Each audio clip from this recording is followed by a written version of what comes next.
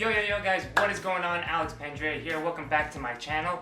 I have been super busy. I've been filming hours and hours each day for my card magic course. AlexPandrea.com is my 5-week course of card magic. Pre-orders have started and they will end July 31st, so if you want all the details on that, you can go check out my site on AlexPandrea.com. In today's video, I'm going to show you 3 cool one-card flourish that you can use, incorporate it into your tricks, into your magic, or just into your day-to-day life. So you can look like a badass, even though you might not be. I know I'm not, but I try to be.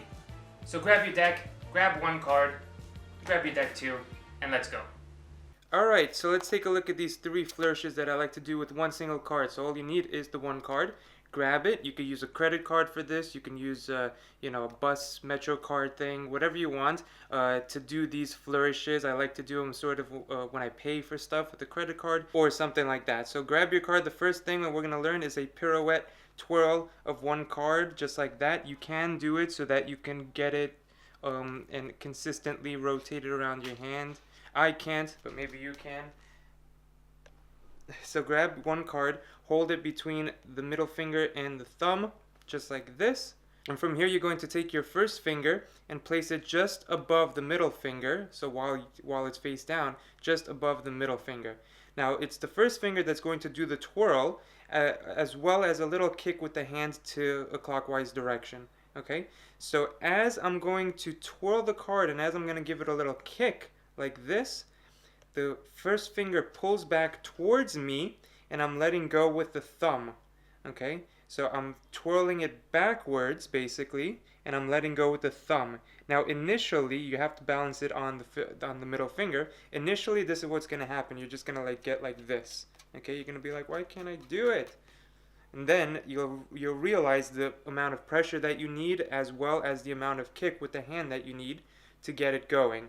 And again, at first you're going to start slow and it's going to do 1 twirl, 2, 3, and then you're going to keep going. Until you learn to balance it on the middle finger correctly, you can open up the whole hand and get the twirl to continue going until you decide to come down and stop. And now one important thing is that people overdo this and it doesn't make the overall twirl look good. They overdo it by not coming down in time to catch it correctly. So what might happen is they'll do this and it'll balance off. Right? They might do this and then it'll fall or become wobbly and they have to catch it in some sort of awkward way afterwards. So don't overdo it. If you know that you can't spin it more than 3 spins, then you catch it after 3. So it makes it look good. So after you reveal a card, let's say, you go boom, was that it? Take a look and then you do that. Okay? You don't want to overdo it is one tip for this. Now to do more of a padiddle type action, you're going to want to rotate afterwards with the middle finger in this motion. And of course, I am not an expert at this. I am not a cardist by any means, but I do know sort of the basics of it. So what you're going to want to do is after you get the initial spin and you see that it's slowing down, you're wanting to, with the middle finger, come back and forth and then move your finger like this. Here and then here to keep the rotation going. And as you could see, I'm not the best at this. So it does work to making it spin a little bit more than a pirouette. And you can catch it after that. And you can catch it after that.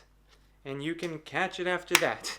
One more thing that I want to add to this, if you're doing it, usually I do it as I take out my wallet and I pay for something. I do it in motion to give it to them. So that's also something nice. You could do this just with a card as well. Go ahead, take this card. And in motion as I'm coming towards, I just kind of do this, or I let it on the middle finger and then grab it to give it to them right away.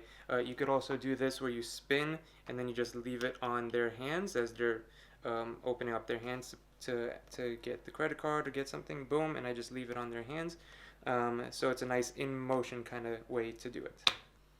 Okay, the second one is as follows. You're going to take the card and do one of these. Now, I don't know if this is a magic or cardistry technique at all. I first learned this from a friend of mine in junior high school, I remember. Super random. He had nothing to do with magic, but he always had a card, and then he would do this thing.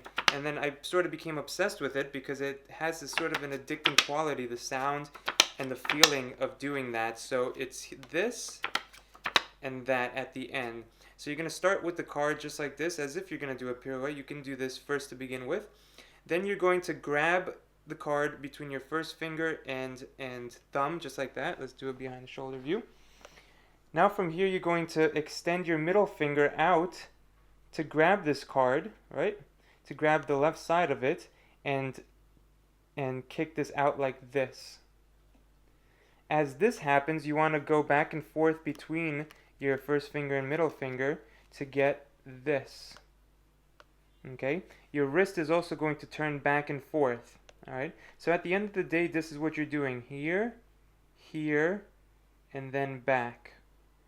Here, here, and then back. And then at fast speed, it should look like you're twirling it in between your fingers. Alright? So here, here. Now the second part is as follows. Hold it. You're still in the same position as if you stop right here. Your middle finger goes behind the card, underneath, and it's going to kick and make a flick sound with the middle finger. The thumb now is going to come down, and so it's holding the card between the first finger and the thumb. The thumb is going to come down, and you're doing this with these two fingers, and that's going to get the second flick. Okay? And then the third flick is with the middle finger. The middle finger is going to come out, and now it's going to flick over the thumb and get that. Okay? So 1, 2, 3. 1, 2, 3. 1, 2, 3.